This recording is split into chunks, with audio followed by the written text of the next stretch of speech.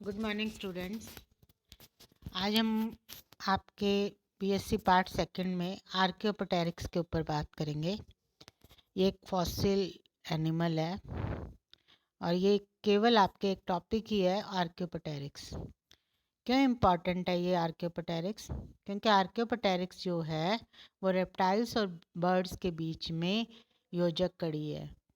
आर्कियोपटेरिक्स जो है ये एक मिसिंग लिंक है रेप्टाइल्स और बर्ड्स के बीच में। इसलिए क्वेश्चन भी इसी के ऊपर आता है कि आर्कियोपटेरिक्स पे शॉर्ट नोट लिखिए। क्यों ये इम्पोर्टेंट है? क्योंकि ये आर्कियोपटेरिक्स जो फॉसिल है ये रेप्टाइल्स और एवियन दोनों के लक्षणों को रखता है।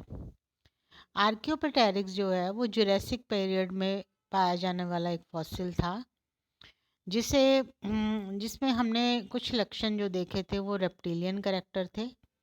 जैसे कि इसमें जॉज, जैसे रेप्टिलिया में जॉज पाए जाते हैं उसी तरह जॉज प्रेजेंट थे और होमोडोंट टीथ थे उसमें। दूसरा इसका इम्पॉर्टेंट जो रेप्टिलियन कैरेक्टर था वो लॉन्ग लिजर्ड टेल थी, लंबी, जैसे छिपकली की टेल होती है वैसी ही इसकी लंबी थी, जिसमें 20 फ्री कॉर्डल वर्टिब्रा की बनी हुई ये टेल थी। बोन्स थे जो वो न्यूमेटिक थे,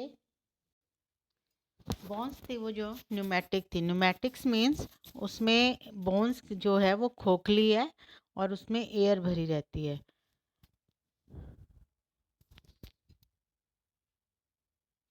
और बोन्स आर नॉट न्यूमेटिक, इसका मतलब है कि बोन्स खोखली नहीं है और उसमें हवा भी नहीं भरेगी है। बर्ड्स का करेक्टर जो होता है वो न्यूमेटिक करेक्टर होता है।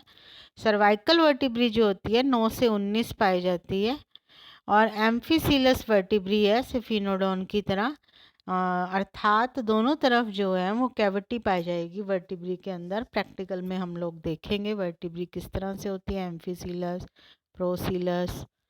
उसी में आपको समझ आएगा कि एम्फीसिलस किस प्रकार की वर्टिब्री है। सर्वाइकल और एब्डोमिनल रिब्स जो होते हैं वो उपस्थित होते हैं और थोरेसिक रिब्स जो होती हैं वो भी पाई जाती हैं। रिब्स जो होती हैं वो सिंगल हेड की होती हैं, एक ही मुख्य होती हैं और अनसिनेट प्रोसेस पाए जाते हैं। स्टर्नम जो है वो वीक होता है या कई बार अनुपस्थित भी मिला है कुछ इसकी स्पीशीज़ में। आइज़ जो है वो provided with sclerotic ossicles, ossicles पाए जाते हैं जिसमें स्केल्स जो है वो उपस्थित हैं। और हम 10th कैरेक्टर देख रहे हैं। फोर लिम्स जो हैं वो जो है फ्री फिंगर होती हैं जिसमें क्लॉज भी पाई जाती है। और इसका यदि हम फार्मूला देखें, फ्लेंजियल फार्मूला, तो 2, 3 एंड 4 और 1, 2, 3 जो फिंगर्स हैं वो पाई जाएंगी। कार्पस और मेटाकार्पस जो हैं वो फ्री होते हैं और नो मेटाकार्पस और कार्पो मेटाकार्पस जो कि बर्ड्स का करेक्टर होता है वो नहीं पाया जाता। पेल्विक गर्डल जो होती है वो इलोंगेटेड होती है, इलियम जो होती है उसकी वो बहुत इलोंगेटेड होती है और जो प्यूबिस होती है वो थोड़ी पीछे की तरफ मुड़ी हुई होती है। हम बोन्स पढ़ेंगे तब हम उसमें भी देखेंगे कि क्या इलियम है क्या प्यूबिस है, इसके लक्षण देखेंगे। एवियन अब करेक्टर देखते हैं। तो कुछ हमने 12 करेक्टर्स देखे वो रेप्टिलियर करेक्टर्स हैं, डायग्राम में भी आप देख सकते हो। अब हम देखते हैं एवियन करेक्टर कैसे होते हैं। एवियन करेक्टर जो होते हैं वो इसमें सबसे इम्पॉर्टेंट करेक्टर तो यही है, इसमें फैदर पाया जाता है। और यदि आर्कियोपटेरिक्स को यदि फॉसिल में प्रिजर्व नहीं करें तो it will be some bipedal diapsid reptile की तरह दिखाई देगा। फोर लिम्स जो होते हैं वो मॉडिफाइड हो गए हैं विंग्स में, जो कि बर्ड्स का बहुत इंपॉर्टेंट करेक्टर है और इसमें भी यही मिलता है कि जो अग्रपाद होते हैं वो रूपांतरित हो जाते हैं पंखों में। टेल बियर्स जो मॉडिफाइड एज ए विंग्स, जो पीछे की पूंछ होती है वो भी विंग्स में जो है रूपांतरित हो जाती है। Tail bear 2 rows of feather और उसमें भी 2 तरह से फैदर की रोज पाई जाती है। और जो ब्रेन केस होता है वो गोलाकार होता है पक्षियों की तरह ही, और बीज जो होती हैं उसमें उपस्थित हैं। जैसे कि पक्षियों में उपस्थित होती है।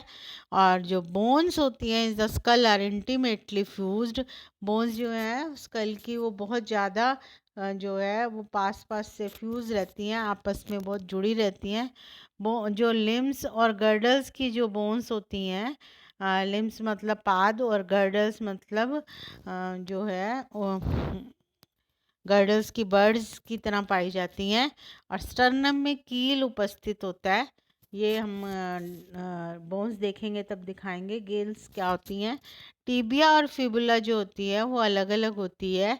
और फर्कुला जो कि बहुत इंपॉर्टेंट करेक्टर है एवियन का, वी शेप्ड फर्कुला उपस्थित होता है। तो इस तरह से हमने कुछ देखे इसमें रेप्टिलियन करेक्टर्स, और कुछ हमने देखे इसके एवियन करेक्टर। तो ये शो करता है कि जो आर्कियोपटेरिक्स है इवोल्यूशनरी अवधि हम देखें तो बहुत इम्पॉर्टेंट है। इससे हम ये ज्ञात कर सकते हैं कि रेप्टाइल से ही बर्ड्स का उद्भव हुआ है। तो ये इसीलिए जो है ये इवोल्यूशनरी एविडेंस बन जाता है, प्रमाण बन जाता है आर्कियोपटेरिक्स कि ये एक जो है रेप्टाइल और एविस के दोनों के लक्षण रखता है। रेप्टाइल मीन्स आपने एक क्लास पढ़ी थी रेप्टाइल, जो मैंने क्लासिफिकेशन में पढ़ाया था, जिसमें लिजर्ड और स्नेक्स आते हैं। और एवियन क्लास जिसमें सभी तरह के पक्षी आते हैं, हमने क्लासिफिकेशन में पढ़ा था डिटेल से। उन दोनों के बीच की योजिक कड़ी है और इसीलिए ये इम्पॉर्टेंट है। Thank you.